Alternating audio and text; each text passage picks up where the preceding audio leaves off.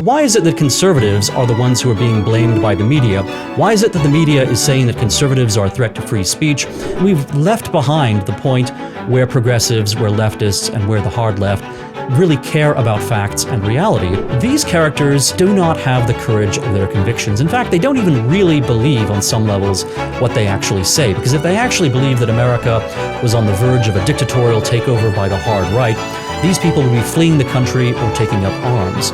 I want to say a few words about this memorial that was held for Charlie Kirk in Arizona, because it saw an absolutely remarkable scene.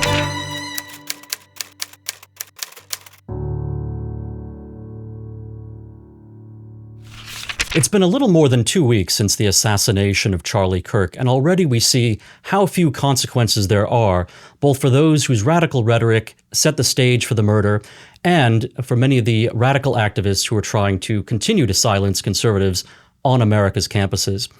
Really, there are three components to an intimidation campaign that's being aimed not only against the memory of Charlie Kirk, but indeed against conservatives more broadly on America's college campuses.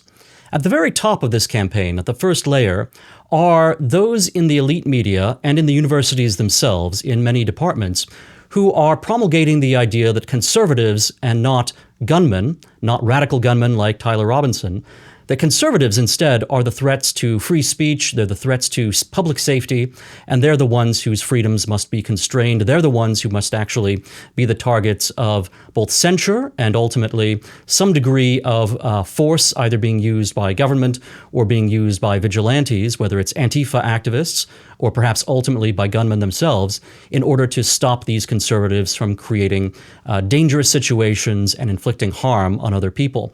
Now, this, of course, is a topsy-turvy view of the world. It was not a conservative who shot a leftist in Utah. It was a left-wing gunman who murdered Charlie Kirk. So why is it that conservatives are the ones who are being blamed by the media? Why is it that the media is saying that conservatives are a threat to free speech, that conservatives are in fact echoing Goebbels when they hold a memorial rally for Charlie Kirk in Arizona? Why is it that leftists are continuing to say that, you know what, really conservatives overall are the ones who are the sources of political violence in America? They're certainly a source of danger to transgender individuals and to other vulnerable minorities. This is the left-wing line, and it is in fact being promulgated both in elite media circles and also in academic departments in the universities. It's being promulgated by academicians who claim that the right is always a source of incipient fascism, that in fact the right has always had this Ku Klux Klan element. It's always had not only a bigoted component, but in fact a violently bigoted one. And therefore the right is a source of constant danger. And fascism is kind of the zenith of that danger. Fascism is the ultimate expression of what the right has always been all along. This is certainly the view that the academic left takes. It's the view that has been inculcated in many of the elite verbalists who occupy the most influential positions in the media, and therefore it is a message that gets promulgated and propagated across the airwaves, across the nation's public airwaves, in fact, to millions of viewers. Now, luckily, someone like Jimmy Kimmel, who is a rather low-wattage entertainer, a not particularly popular entertainer who has a late-night television talk show, he doesn't have all that many viewers. He doesn't have millions of viewers. Nevertheless, it's emblematic that he was able to go out shortly after the assassination of Charlie Kirk and claim that, in fact, MAGA was responsible for the death of Charlie Kirk, that Charlie Kirk was not murdered by a leftist, that Kirk was, in fact, perhaps murdered by someone from the right, someone from the MAGA movement. Now, Jimmy Kimmel's actual wording was somewhat slippery, somewhat careful. Kimmel claimed that MAGA was trying to blame anyone but themselves for Charlie Kirk's murder. Now, there's just enough leeway there for Kimmel to claim that he wasn't actually trying to attribute the violence to MAGA itself. He was simply saying that MAGA was looking around for scapegoats of various kinds. The implication to his audience was absolutely clear. Jimmy Kimmel was certainly trying to blame MAGA for the murder, and yet he can try to weasel out of that and claim that, in fact, technically speaking, he wasn't quite saying what his audience perceived him as saying, what he led his audience, in fact, to expect him to be saying. Now, Kimmel is back on the air, at least in some markets. A number of owners of television stations, owners of local affiliates of ABC, are not putting up with Kimmel anymore, and so they've refused to put his show back on the air. We saw the left try to turn the tables on conservatives over this Jimmy Kimmel incident. Kimmel lied about a political assassination. He put the blame on the victims, he put the blame on MAGA, he put the blame on conservatives like Charlie Kirk. Now, think about if someone had tried to do this back in 1963 when President John F. Kennedy was assassinated. If Johnny Carson had gone on NBC on The Tonight Show that evening and said that, Lyndon Johnson and the Democrats are trying to blame anyone except their own extremists for the murder of JFK, Carson would have been yanked off the air in a heartbeat, and absolutely no progressive, no liberal, no one on the left would have objected to that. And in fact, no one on the right would have objected to that either, because it would have been utterly outrageous, utterly unacceptable. Similarly, think about the murder of Martin Luther King. If someone had gone on the nation's television airwaves that evening and said, you know what, Martin Luther King, African Americans are going wild right now. They're trying to blame anyone except their fellow blacks for the murder of Martin Luther King. That would have been completely unacceptable, utterly outrageous, and it would have had someone not only would it have gotten a show canceled, but the person who was responsible for that show, the person who made those comments, would never be on air in America again. Well, it's okay, however, to say those kinds of things about conservatives, to claim that MAGA is responsible for the murder of Charlie Kirk, to say that the assassin was not left-wing, to misrepresent these facts, to provide, in fact, disinformation to your audience. We were hearing, for several years now about the supposed corrosiveness of disinformation in America's media, and yet here is an example of the left using a, not even a news show, but a popular, or unpopular rather, entertainment show, trying to corrupt Americans' understanding of this horrendous act of political violence. And by the way, if you think it's just an idiot like Jimmy Kimmel who's doing this, in fact, the most popular Substack newsletter in the country is written by a little old lady by the name of Heather Cox Richardson. And she is a leftist, and she is constantly, claiming that Donald Trump's America is plunging into some sort of anti-democratic extremism and is, a hotbed of fascism. And she too has said that, has tried to make claims that the killer of Charlie Kirk was not a leftist, but was in fact some sort of radicalized right-winger, perhaps a so-called groyper, or some other kind of person farther to the right than Charlie Kirk who wanted to kill Charlie Kirk. Now, these are out-and-out lies. In many cases, they might not be just lies, but in fact, an inability to perceive reality. And certainly when it comes to many of these elite liberals, they are encapsulated, they're captured, in fact, by their own pocket universes, by their own liberal media bubbles that they live in. Not just liberal media bubbles, these are people who don't even have any conservative friends. They never, as the phrase nowadays has it, they never touch grass. They never go outside, interact with reality. Instead, they spend their entire lives now in parallel universes constructed by academic theoreticians, by media talking heads like Jimmy Kimmel, and by even a pet social media network called Blue Sky, where immediately after the assassination of Charlie Kirk, you could find all kinds of just gloating and horrific statements of approval for the murder and just, attacks on Charlie Kirk, most of which were factually inaccurate. But again, we've left behind the point where progressives, where leftists, and where the hard left really care about facts and reality. Instead, all they care about is the friend-enemy distinction. They basically see conservatives, they see anyone on the right as being their enemies, and they think it's perfectly fine to demonize anyone on the right as a fascist, as someone who is a threat to the lives either of African Americans, of Black Americans, as we saw in 2020 with the George Floyd incident, or to the lives of transgender individuals, even though, in fact, in recent months, we've seen a number of mass murders carried out not by people who were attacking transgender individuals, but by transgender individuals who were deeply disturbed and murdered large numbers of people or attacked large numbers of people with firearms. So the reality of America today is, in fact, the very opposite of what you're getting from Jimmy Kimmel, from the academic left, and from much of the mainstream media. Nevertheless, there are no consequences for promulgating falsehoods coming from the left.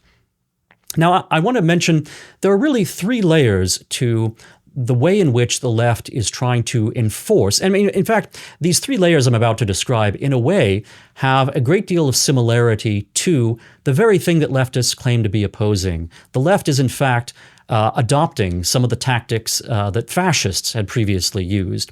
One of these things, you'll know, if you know anything about history, you'll know that fascists are often associated with black shirt and brown shirt movements. These are basically street thugs who will beat up the political opponents of the fascist party. Now, this is a way of trying to have it, both ways. So you can have a political party. You can claim, hey, we fascists are just trying to get elected. We're just trying to run in elections just like the communists or the liberals or the socialists, while they also have a paramilitary wing, a street fighting wing that goes out there and instead of using the ballot box actually beats up their opponents. Well, the so-called Antifa movement is actually a fascist movement. It actually is a movement of street thugs who go out and intimidate people and beat people up. This is standard operating procedure for Antifa. Not only do they use their fists, but oftentimes they will throw anything ranging from smoke bombs to actual small incendiary devices. And, I'm a vice president at the Intercollegiate Studies Institute. We host a number of campus speakers. We sponsor them at a number of campuses across America. And a number of the speeches that we sponsor have been disrupted by Antifa activists with incendiary devices and other kinds of weapons and other kinds of disruptive components. So that's, the street fighting thug layer of the left. But there's a layer both above that and also below it. So the layer above Antifa, the layer above those thuggish street fighting activists, consist of intellectuals, some of whom are in the media, some of whom are in the academy, who are constantly sending out this message that America is under siege by the hard right, that all danger in America comes from the right, and that the right is in fact not only anti-democratic, but is in fact pro-dictator, pro-fascist. They, of course, say that the right is all pro-Putin. They basically say that the right is the acme of evil. They don't quite use the Iranian phrase, the great Satan, but they certainly signal in every other way that the American right is as bad as it can possibly get. It is as bad as Nazism. Now, you see different versions of this line being promulgated in the academy and by the media. Some pundits, some commentators don't go nearly as far as others. You probably won't see this kind of extreme language on the nightly news, but you will see hints of it. And the point here is that these things interlock. It's like a link of chain. It's like a chain of links, rather, where each ring connects to another one. So, you'll have one media figure, one pundit, saying, well, you know what, the right is associated with violence, and the right is anti-democratic, and the right tried to have a coup on January 6, 2001. But this person won't go quite so far as to say, well, the right is actually fascist or Nazi. But then there will be another pundit, perhaps at a political magazine, or perhaps someone who has a media platform, but who is just sounding off in their personal capacity on social media, on Blue Sky, who will then go to the next ring or the next rung of the ladder, the next link in the chain.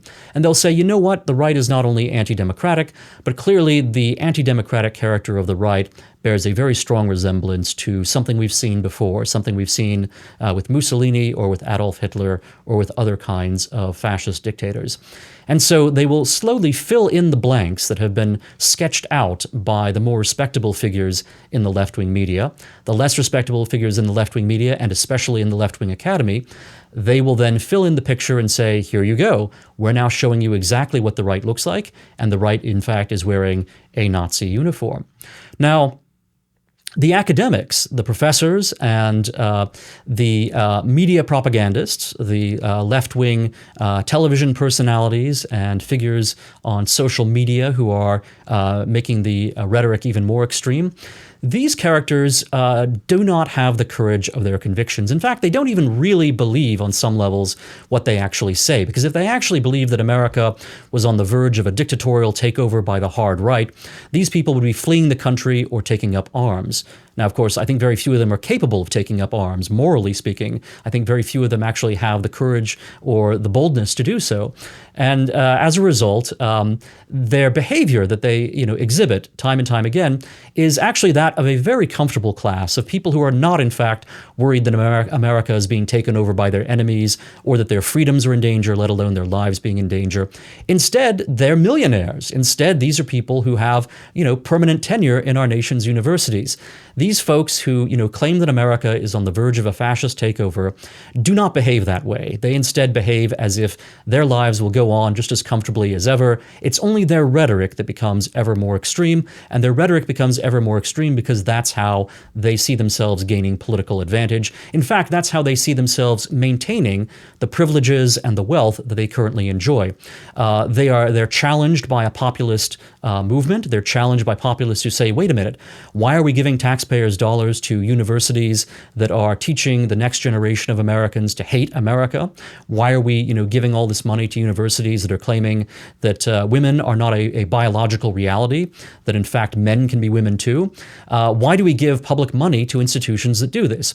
And why, for that matter, do we have the public airwaves monopolized, at late night certainly, by networks that all employ left-wing political hosts who constantly, say things that are only against one side of the political spectrum. They've hardly ever criticized, the Democrats. They hardly ever criticize Joe Biden.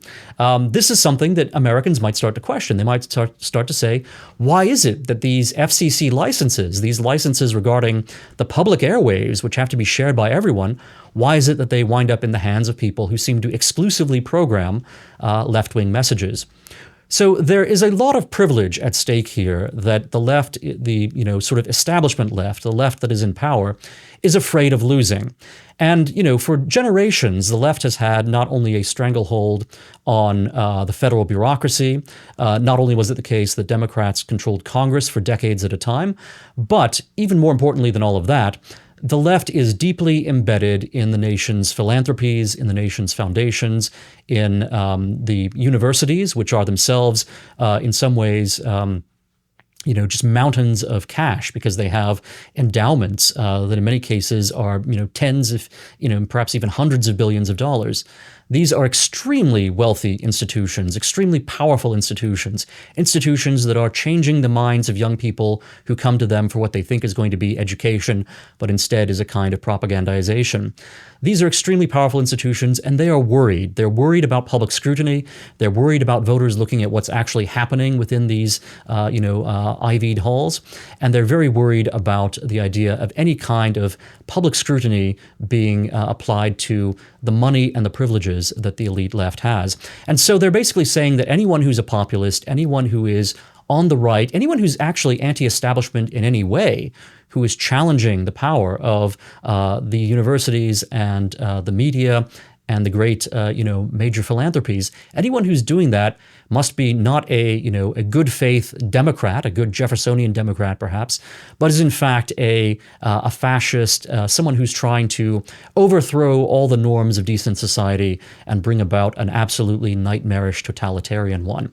That's the self-defense ideology that the privileged left has come up with.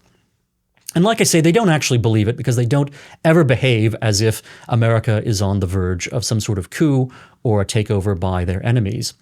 Now, this left, which is very privileged, very wealthy, and very comfortable, is connected then to a second kind of left. And this is the street fighting left. This is the left's equivalent of the brown shirts or the black shirts or various other fascist thugs, except this layer of the left styles itself as Antifa, as being anti-fascist. Well, the label may be different, but the substance, the reality is the same. These are people who will physically intimidate and threaten anyone they politically disagree with. And these are folks who will basically try to keep any kind of conservative speaker off of America's campuses. So they will sometimes, they will simply shout down a speaker. Sometimes they will just, disrupt in a various kinds of quasi-passive ways. They will disrupt a talk. They will get up all, at a single moment. They'll all stand and create a spectacle, or they will, line up in front of, a stage and prevent a speaker from being seen. They'll shout, prevent him from being heard. But then oftentimes they will go to more extreme measures than that. They will start to use physical violence. They will throw punches. They will start grappling with people. They will, provoke security as much as they can, trying to create a violent environment within a speaking venue or on a campus. And they will often, physically assault the speakers and hosts that they dislike. There was a left-of-center professor, her name I think was Alison Stenger, who was at Middlebury College, and she was hosting a debate with Charles Murray, a libertarian thinker who talks about science and talks about IQ and a number of other things that are unacceptable topics for the egalitarian left. Charles Murray is not a racist, by the way. He's often, demonized that way, but he's no more racist than ordinary conservatives or fascists.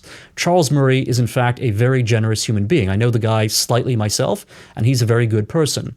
But he gets demonized and physically attacked by the left when he's speaking on campuses. And not just him, but also Alison Stenger, the professor who was, hosting this debate with him.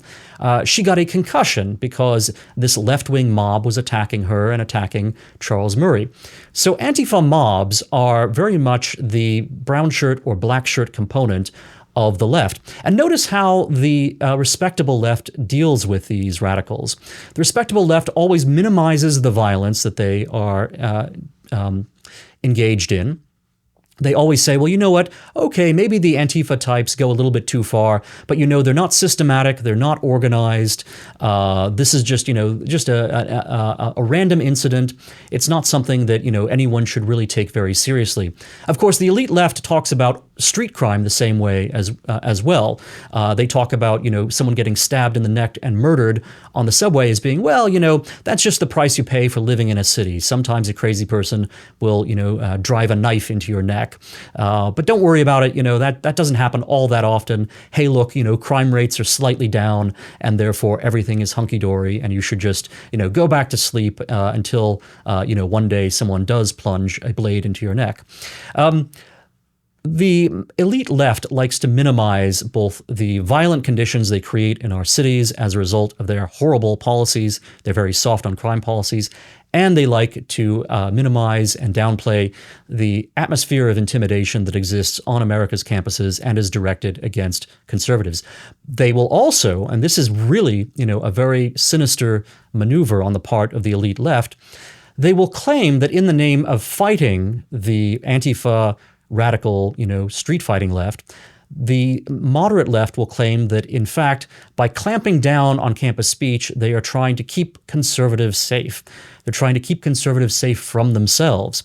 What this means is that a university, a campus will often say, you know what? Oh, we totally believe in free speech. We would like to have a conservative come to our campus, but we just, we'll have to charge you, thousands or tens of thousands or maybe even hundreds of thousands of dollars in security fees and in insurance in order for you to have freedom to speak on our campus. This is a tax that you have to pay, and if you don't pay it, well, then we can't protect you, and if we can't protect you, then we can't have you on campus because you're just too much of a liability. Your message is too controversial, and hey, some Antifa radical might pop up and kill you or, at least maim you and hurt you. There might be, a violent incident on our campus if we host a conservative speaker. So this is basically a way in which a university administration claiming to be looking out for security is in fact making an ally of itself to the Antifa radicals. It's a way of saying, you know what, you make the threat and we will then cancel the conservative speaker based on the threat, even as we claim that, we're only doing it out of cost, out of, the need for additional security. So this is a very sinister attack on freedom of speech, freedom of thought, on America's college campuses. And again, these are college campuses heavily subsidized by the taxpayer, whether they are public universities and therefore directly receiving money from the state taxpayer, or whether they are private research universities that are receiving enormous amounts of money, hundreds of millions of dollars from federal taxpayers to support a variety of programs. So there's a connection between the thuggish Antifa left and the supposedly moderate and more establishment, more genteel or quasi-polite elite left.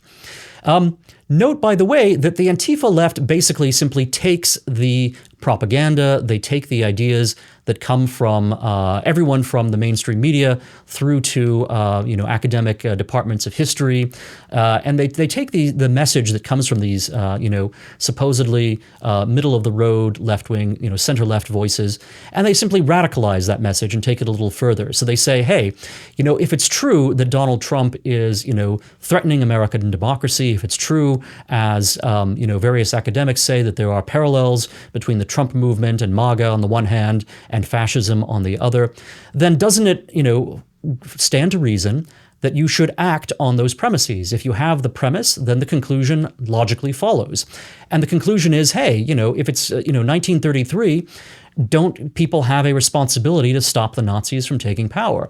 Shouldn't you punch a Nazi if that's what it takes in order to stop the Nazis from taking power? Shouldn't you use physical force if necessary in order to uphold liberalism and the rule of law and democracy? Wouldn't you do that if you were in Nazi Germany in the 1930s and you had to try to stop the Nazis from coming to power, from staying in power? If you were willing to do that, then why wouldn't you be willing to do that in a parallel circumstance in America? So the Antifa left is really only acting on the premises that are set out by the respectable left. Notice also that the Antifa left claims that it's acting with defensive violence. It claims that it's only, beating up Charles Murray. It's only beating up, various conservative speakers. It's only threatening their lives and their well-being because it claims to be protecting minorities. It claims to be protecting transgender persons. It claims to be protecting the ghost of George Floyd and any number of other supposedly noble causes. So the Antifa left is basically taking a message that is created by the respectable left, by the elite left, where the elite left says, you know what, look at all the dangers that are facing Black Americans. Look at how police are supposedly a danger to Black Americans. Look at how the left would like to say ignore any instances of transgender mass shootings. Instead, we're supposed to say that transgender people are deeply vulnerable and always under siege by a malevolent, bigoted right wing. Well, these are premises that the elite left sets out. They're then premises that the Antifa thug left will then act upon, which of course, the elite left with all its privileges, it doesn't get its hands dirty with that kind of stuff. And it would see that as being, not only compromising, but as something that would expose itself to real legal liability of the kind that Jimmy Kimmel right now, for example, isn't facing. So they let the street thugs, sort of take the message and run with it and then beat people up on account of it. And then they let the street thugs, have a little bit of jail time as a result of their mischief. But of course, the elite level is producing cadres of lawyers and cadres of foundation executives who will then provide bail money, who will then provide attorneys in order to get these street fighting thugs, these Antifa thugs, out of jail. So again, you can see that the street thugs are really, they are the mailed fist of a more respectable left, which controls money and prestige. But then there's a third layer as well. So even most of the Antifa thugs are not actually murderous. And they too, at a certain level, don't actually believe the things they say, even though they're going out there and acting on those things to the point of punching people and throwing bombs and otherwise doing things that are violent and attempts at intimidation. Because the Antifa left doesn't, of course, go so far as to say they're actually going to take up arms and try to, commit mass murder of conservatives or try to assassinate prominent conservative leaders. Antifa, for the most part, is afraid to do that, and they also, deep down in their, dark hearts, they know that, in fact, all the things they're saying are false, that, in fact, America is not on the verge of a fascist takeover, that, in fact, blacks are not being killed randomly by police officers, that, marauding mobs of MAGA extremists are not going around beating up transsexuals. None of that's actually happening, and the Antifa left knows that it's not happening. Basically, the Antifa left is not defending anyone. The Antifa left is simply a bunch of thugs who enjoy beating people up. This is what they do on a Saturday night because they have no productive lives of their own. As certain recent incidents have indicated, these are people who are probably addicted to, all sorts of idiotic distractions, including, of course, pornography, including, various bizarre subgenres of internet subcultures like the furry lifestyle and all of the strangeness connected with transgenderism. That's what it's like being an Antifa creep. And because their lives are so empty, simply going out there and creating violence and inflicting pain on other people is something that they enjoy.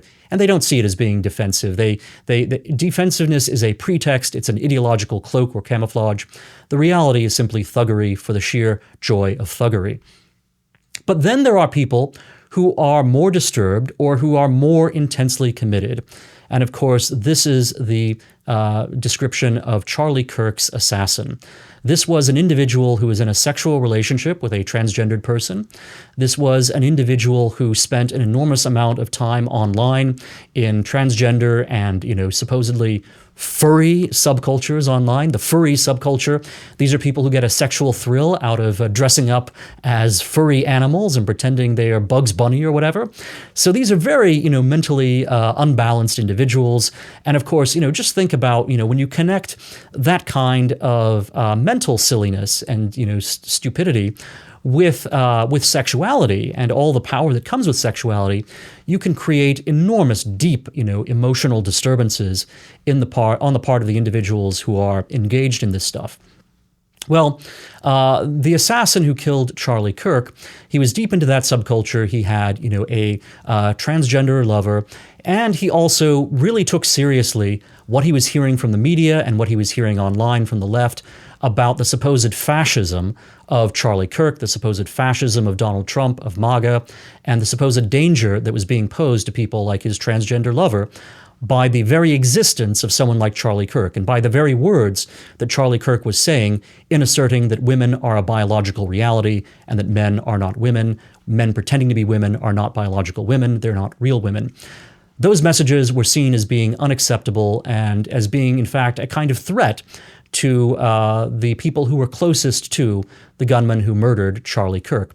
So this assassin decided that he was going to actually act on those premises, and he was going to go farther than the typical lazy, slobby, obese Antifa activist. Instead, Tyler Robinson was actually going to pick up a gun. Now, because he came from a right-wing family, he had actually been trained for a very long time in the use of firearms. He knew how to use a rifle. So he said, it's a simple matter to take a rifle, get on a roof, point that rifle at Charlie Kirk, and then end a threat to transgender persons, end a threat of fascism. He carved slogans on his bullets that made his political agenda very clear. So one of the bullets said, "Catch fascist." Other bullets, pointed to the furry subculture. This was where the assassin was coming from. And of course, Jimmy Kimmel goes on air a few days later and lies about the whole thing and tries to blame it on MAGA instead. This is an absolute outrage. And yet, Kimmel seems to have gotten away with it, and many other elite prestige liberals have done so. So basically, you have lunatics like the gunman who killed Charlie Kirk, who are being primed and given a motive, given an ideological explanation or an ideological driver, an ideological pattern that they can then fit themselves into and make themselves, feel like they are heroes who are trying to save, the endangered, folks like George Floyd or endangered, transgender persons or whomever the case may be, that they are actually heroes who are doing a good thing by murdering a man who's simply speaking on a college campus, trying to bring his message in good faith to people who need to hear it. So these are the three layers of the left, and they work together in harmony. They're not all part of the same organization. This is not all a single conspiracy, but rather it is a series of chain reactions that is well understood by each link in that chain. The elite left knows that it's creating ideological constructs which justify murder, even though the elite left itself doesn't really do very much in the way of either street fighting violence or actual murder. There are street fighting leftists who use that ideology that justifies violence to go out there and do what they enjoy doing, which is beating people up and intimidating them. And then there are people at the extreme, like the gunman who killed Charlie Kirk, who take this entire message and say, you know what, if it's true that, these people are enemies or Nazis, and if it's true that you should punch a Nazi, why should you stop at punching a Nazi? Why shouldn't you actually shoot a Nazi? So this is the logic that the gunman followed. And of course, it led to the murder of Charlie Kirk. Now, all of this needs to be dismantled. It needs to be stopped. There is a role for law enforcement in this, but there's also very much a role for public opinion in this also. And the most important role has to be played by public opinion. So law enforcement certainly needs to investigate disturbed individuals who might be planning an assassination. That goes without saying, and even many people on the left would agree with that. The law enforcement also needs to take very seriously the sustained intimidation that has been deployed against conservatives on America's college campuses for more than a decade now. And it may be the case that there are organized Antifa cells. It may be the case that these are disorganized, that they are in fact, sort of ad hoc and created whenever a conservative is visiting campus. Nevertheless, there is a law enforcement problem here, and there is a campaign of intimidation which has been going on and basically has been tolerated by university administrations for far too long. And it should not be conservatives who pay the price for this. There should not be a tax on conservatives' free speech. Instead, university administrations and university administrators should be held responsible if their campuses are unsafe, if they are not environments in which a free exchange of ideas can take place, in which conservatives can come and speak freely. So the universities must be held on the hook financially for what security has to be provided, and they should also have legal liability for anything that goes amiss, and they should not, on pain of losing their federal funding, they should not be able to exclude conservatives from speaking on their campuses on spurious grounds of security. Now, then, of course, we get to the layer of the elite. We should have law enforcement measures against the Antifa radicals, the thugs. What can we do about the elite liberals who don't get their hands dirty, the elite progressives who, are happy to go out there and promulgate, justifications, ideological justifications for assassinations and for thuggery, but who never actually engage in such things themselves? All they're doing is basically using inflammatory rhetoric. Well, inflammatory rhetoric does, of course, have a very long history in American politics. It goes all the way back to the Revolution, and indeed, after the Revolution, you have bitter, not only rhetorical disputes between Federalists and Jeffersonians, but in fact, oftentimes those rhetorical disputes between the Federalists and the Jeffersonians would come to blows and would actually lead to violence. They would lead even to the occasional murder. They would lead to arson. They would lead to destruction of printing presses. They would lead to attacks on the media. So America has a history of political violence, and it takes, a great deal of effort, not only on the part of law enforcement, but also on the part of all Americans of goodwill to eschew that political violence and to scale back any kind of demonization or excessive rhetoric that's trying to create a violent environment against their opponents. What you will find the elite left often doing is claiming, well, you can't criticize us for using this inflammatory rhetoric because conservatives use some inflammatory rhetoric too.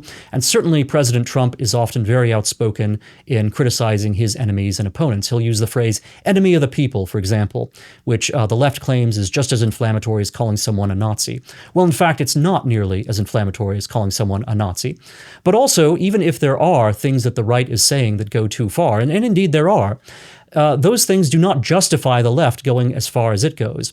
And in fact, because the left is creating this present climate of terror on America's campuses, this present climate of intimidation, and indeed has created a situation that leads to murders like that of Charlie Kirk, the left really has the first responsibility right now to rein in its rhetoric and to stop being so irresponsible. The left can criticize Donald Trump as much as they like. They can criticize even people like Charlie Kirk, certainly. But if they're going to do it in a civil fashion. Do it based on ideas. Don't do it based on claiming that because people disagree with you and disagree with you in ways that, have a market effect on different populations in the country, that therefore they are bigots, therefore they are fascists, and therefore they have no right to an expression of free speech on America's campuses or in America's democratic processes. You have to have a great deal more humility. Now, finally, this has been a bit of a long podcast, but it's one that I think tackles an absolutely vital topic right now. I want to say a few words about this memorial that was held for Charlie Kirk in Arizona, because it saw an absolutely remarkable scene. You had Erica Kirk, the widow of Charlie Kirk, saying that she forgives the gunman who murdered her husband. This was an act of just tremendous Christian charity, which was truly giving witness to her very deep faith and also to her husband, her late husband's deep faith as well. Erica Kirk, by doing this, gave witness to Christianity, gave witness to charity, gave witness to faith that had a profound effect on transforming people's lives. I think it's brought numerous people to the church. It's probably brought numerous people back into the Christian faith as well. But then there was a contrast between Erica Kirk's forgiveness of the murderer and Donald Trump saying a little bit later on in the same event that he doesn't forgive his enemies, and he doesn't wish them the best, and he doesn't want what's good for them, that he in fact hates his enemies. Now, this was a shocking thing, and it disturbed many Christians. It disturbed many of Donald Trump's own supporters. There were other supporters who said, well, that's fine. I agree with Trump. I like the fact that Donald Trump doesn't pretend that his enemies are good people. We like the fact that Donald Trump, has a certain degree of hatred towards his enemies. But you have this divide on the American right, this divide even in the MAGA movement between those who saw that what Donald Trump said was shockingly un-Christian, and those who said that actually what Donald Trump is saying is natural and perhaps represents a kind of natural justice or a natural passion that one would feel towards one's enemies, especially after they've just murdered someone like Charlie Kirk. This moral distinction, this moral contrast between Erica Kirk and Charlie Kirk is an incredibly powerful teaching moment. It's a time for Americans to reflect both on the nature of revenge, the nature of enmity, the nature of political opposition, and on the overall importance of things like forgiveness, of bringing people back together, and of the importance of looking to God as a common father. Now, I think there's almost a poetic, even a dramatic dimension to this contrast between Donald Trump and Erica Kirk. What you're seeing on display in that event is something very much like what you find in Hamlet, the masterpiece by William Shakespeare. Now, Prince Hamlet has lost his kingdom because his uncle Claudius has murdered his father and taken the throne. And Hamlet, throughout the play, is debating what he's going to do about this. Is, Hamlet so ashamed of losing his patrimony and being unable to avenge his father that he's simply going to kill himself? Hamlet contemplates suicide. But Hamlet also contemplates murder. He also thinks, I am going to kill the king. The king may have taken the throne illegitimately, unconstitutionally. Nevertheless, he does occupy the throne. There's no other king right now. It would be against, the norms of monarchy if I were to take up my sword and murder the man who now occupies the throne. Nevertheless, this is what I must do as a vengeful son, and so I will try to kill Claudius. Hamlet is an educated man. He's someone who knows modern philosophy, it seems. He also seems to know something about ancient philosophy as well. But he's also a Christian. And so he's torn between these different tendencies within his soul and these different intellectual traditions, the modern, the ancient, and the Christian. And at one point, he comes upon King Claudius as Claudius is trying to repent of his sins, unsuccessfully. Claudius is trying to, pray for forgiveness to God for having murdered, murdered the, old king, murdered Hamlet's father. And Claudius finds that he can't do it, that he just doesn't have, the purity in his soul or the capacity to feel sufficient guilt about his crime. And Claudius knows that if he really felt penitent about his murder, that he would in fact give up his crown, that he would in fact step down from the throne, that he would in fact subject himself to punishment. And Claudius isn't willing to do that. Claudius, does not authentically repent. And yet he wants to repent. He knows that, the guilt is gnawing at him, and he wants to, be absolved of this terrible sin of killing a king and killing a kinsman. So Claudius is struggling within his own soul, trying to repent but failing. And while Claudius is in this dark night of his soul, Hamlet has the opportunity to murder Claudius. And if Hamlet murders Claudius while Claudius has not yet successfully repented, Hamlet is aware that he will be basically enlisting God himself in his vengeance, because he will be enlisting the laws of God to condemn Claudius to hell everlasting. Because, of course, if Claudius has not repented, if Claudius has not made right with God, then if he dies while still in a state of mortal sin, he will most definitely go to hell. And so Hamlet is wondering, about the profound implications of this for both men and for the eternal souls of both men, that Hamlet himself, if he were to use this awful opportunity to damn Claudius to hell forever, to remove from him any possibility of repentance and salvation of his own soul, if Hamlet were to do that, Hamlet himself, most clearly, would probably be condemning himself to hell as well. And yet, is that what vengeance calls for? Is that what honor calls for? Is that what the spilled blood of a kinsman calls for? Well, these are tremendously deep ideas that are explored in Shakespeare's play, in Hamlet. They're also on display very much in the saga of Donald Trump and Erica Kirk. And Erica Kirk has said one reason that she forgives her husband's murderer is that she does not want a stain on her conscience if her husband's murderer gets the death penalty. She does not want any possibility that her own soul is going to be besmirched and that her salvation may be jeopardized by an element of vengefulness, an element of lack of forgiveness, a sense that she herself could perhaps even be pulling the lever on the electric chair to get rid of the man who murdered her husband. So she very much is thinking about eternal things. She's thinking about Christian love. She's thinking about love even for your enemy, even for a man who murdered your most absolutely dear loved one, your husband and the father to your children. She's thinking about love. She's thinking about God. She's thinking about what it means to have a faith and a love that transcends all worldly things, including vengeance, including enmity. And Donald Trump, on the other hand, he's someone who lives in this world. He's someone who does not think a lot about the next world. He thinks instead about vengeance. He thinks about business. He thinks about very concrete things here on earth, including how you stop murderers from continuing to get away with what they're doing, including how you stop radicals from continuing to create an environment in which murders like Charlie Kirk's will take place. Now, Christians believe that those who have political authority, those who have power, have it from God, whether or not they are godly individuals themselves. So Donald Trump may not be a very good Christian. He may not even be a Christian at all. We don't know. But he has the authority he has as president because of God. That's how Christians see it. And so there's an important consideration here about how God uses different people in different ways to fulfill an overall plan. And there is a great drama here, not just a Shakespearean drama, but also a drama of humanity itself at the deepest levels, both a drama of the state, a drama of government, a drama of justice, and also a drama of the individual soul and the relationship of the individual to eternity that is playing out with Erica Kirk and with Donald Trump. And this is a matter of instruction. This is something that Americans of all faiths and all backgrounds should look at. They should contemplate. They should think about some of the things Donald Trump himself has said, because even though Donald Trump said, quite brazenly that he doesn't forgive his enemies and he doesn't wish them the best, he also said that he thought this made him a worse person than Charlie Kirk and Erica Kirk. So Trump, even at some level, recognizes that he is falling short of the highest moral ideal.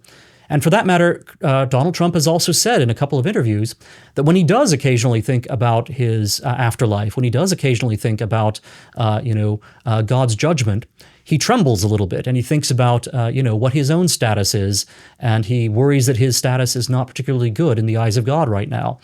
This is a moment for all Americans, and again, putting ideology aside, putting aside all the things I've said about the left, this is a time for everyone as human beings to think about themselves as being under judgment and to look within their souls and think about, their disposition towards their friends and their countrymen, but also their disposition towards their enemies and their opponents and those they in fact hate.